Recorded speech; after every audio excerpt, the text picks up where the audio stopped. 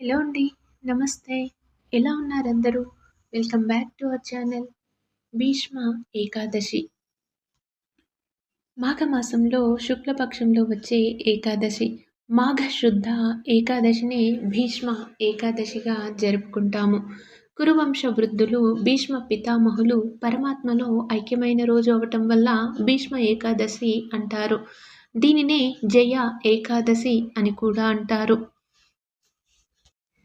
ఈ భీష్మ ఏకాదశి 2026 సంవత్సరంలో ఏ నెల, ఏ తేదీన, ఏ రోజున వచ్చింది? అలాగే ఏకాదశి తిథి ప్రారంభ, ముగింపు సమయాలేమిటి? అదేవిధంగా భీష్మ ఏకాదశికి ఉన్నటువంటి ప్రాముఖ్యత ఏమిటి? మొదలైనటువంటి విషయాలను గురించి తెలుసుకుందాము. 2026 సంవత్సరంలో భీష్మ ఏకాదశి 29 జనవరి గురువారం రోజున వచ్చింది.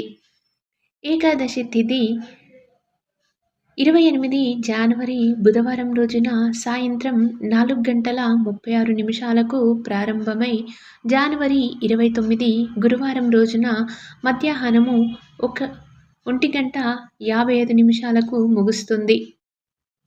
హిందూ సంప్రదాయం ప్రకారము మనము ప్రతి పండగని కూడా తెల్లవారుజామున తిథి ఉన్న రోజునే జరుపుకుంటాము. అందువల్ల భీష్మ ఏకాదశి 29 జనవరి గురువారం రోజునే జరుపుకుంటాము. ఇక భీష్మ ఏకాదశికి ఉన్న ప్రాముఖ్యతను గురించి తెలుసుకుందాము. మాఘమాసంలోని శుక్లపక్ష ఏకాదశినే భీష్మ ఏకాదశి అంటారు. దీనినే మహా ఏకాదశిగా కూడా వ్యవహరిస్తారు. కురువృద్ధుడు గంగాపుత్రుడైన భీష్ముడు ఉత్తరాయణ పుణ్యకాలం కోసం వేచి చూసి అంపశయ్యపై నుండి శ్రీకృష్ణ పరమాత్మ సమక్షంలో తనువును చాలించిన రోజు ఇది. ఏకాదశి తిథి విష్ణుమూర్తికి అత్యంత ప్రీతిపాత్రమైనది కావడం, అదే రోజున భీష్ముడు మోక్షం పొందటం వల్ల దీనికి భీష్మ ఏకాదశి అని పేరు వచ్చింది. దీనిని జయ ఏకాదశి అని కూడా అంటారు. ఇది మోక్షాన్ని ప్రసాదించి జనన మరణ చక్రం నుండి విముక్తి కలిగిస్తుందని నమ్మకం. ఈ పవిత్రమైన రోజునే భీష్ముడు ధర్మరాజుకు విష్ణు సహస్రనామాన్ని ఉపదేశించాడు.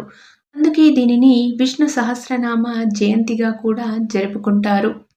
ఈ భీష్మ ఏకాదశి రోజున ఉపవాసం ఉండి శ్రీ మహావిష్ణువుని పూజించి విష్ణు సహస్రనామ స్తోత్రం పఠించటం వల్ల మోక్షం లభిస్తుందని, స్వర్గలోక ప్రాప్తి కలుగుతుందని విశ్వసిస్తారు.